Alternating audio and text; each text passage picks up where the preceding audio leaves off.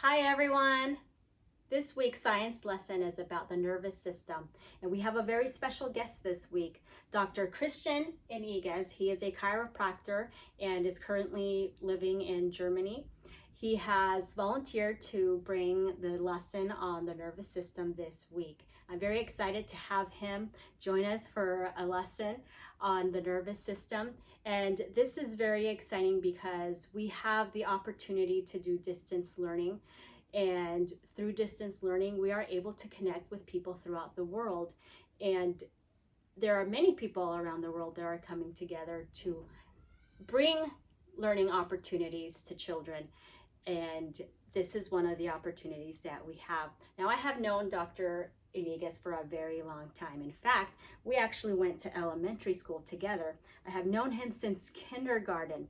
And this is a third grade picture, our class third grade picture. And here is Dr. Iniguez in third grade. And here's my picture right there. And so I have known him for a very long time. I'm very excited that he is going to be presenting our lesson on the nervous system this week. Hello everybody, I am Dr. Christian Iniguez. I am a doctor of chiropractic here in Munich, Germany. And as a chiropractor, I have the opportunity to work with one of the most important systems in the body, and that is the nervous system. And actually, it might be the most important system in the body, and I'll tell you why. So today we'll be learning about the nervous system. Here we have a simple diagram of the nervous system and all the organs. Now, have you ever thought about how our lungs remember to breathe when we're sleeping?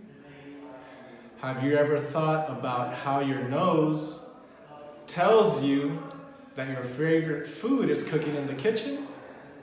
That is done because of the nervous system. So the nervous system, we're going to break it down into two parts. The first part is the central nervous system.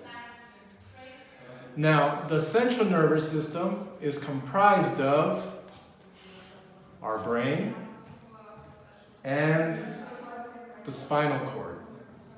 That is the central nervous system. The second part of the nervous system is called the peripheral nervous system, because it's on the periphery, the outside. And the peripheral nervous system is what connects the spinal cord to all of our organs, all of our muscles, all of our tissues. And so we can see here that the nervous system is the way that our brain communicates with our body. It's the master control system. And as we can see here, there is a lot of communication going on. So let's go into the brain. Let's talk about the brain. Our brain, we can break it down into three main parts. This huge part right here, the big part, we call that the cerebrum. Now the cerebrum, its function, it has to do with our emotions. It has to do with learning. It has to do with reasoning. Okay.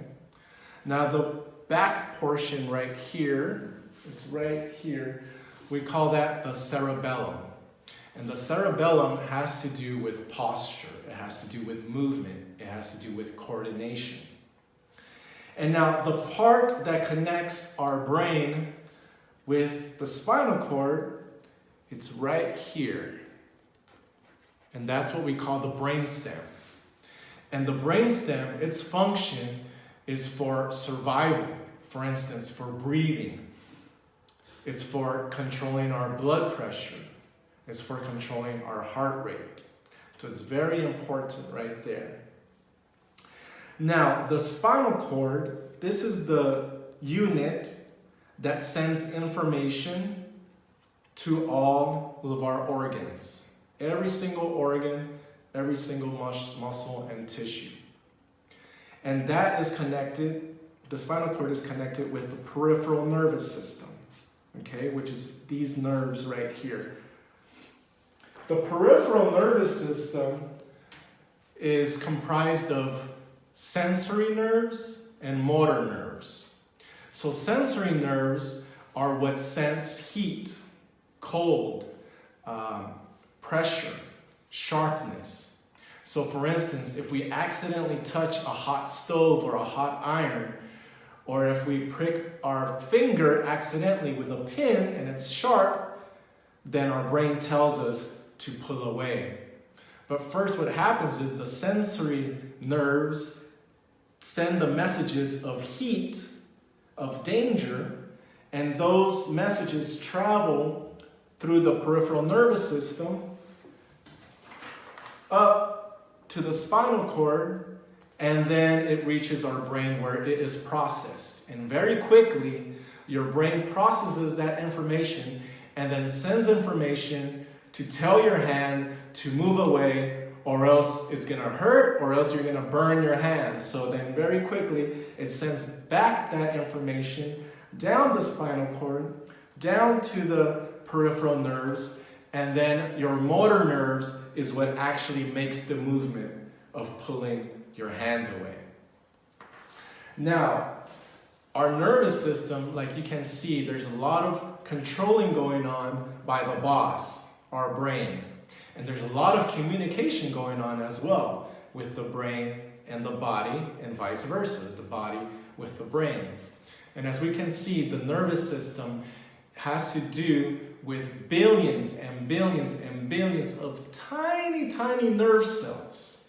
And that's why it's called the nervous system, because there's tiny nerve cells. But we're going to blow those nerve cells out of proportion. So these tiny nerve cells, we're going to blow it up, and we're going to see the anatomy of a nerve cell. A nerve cell, we call this a neuron, okay? This is the cell body of the neuron. The center here is called the nucleus. On the outside, this is called the cell body, or the soma. And then right here, we call these dendrites. They're like little branches. And those branches is what receives information. So it receives information. It then transfers that information, which are electrical impulses, travels down through the axon, which is this cord right here, and then goes down to the axon terminal.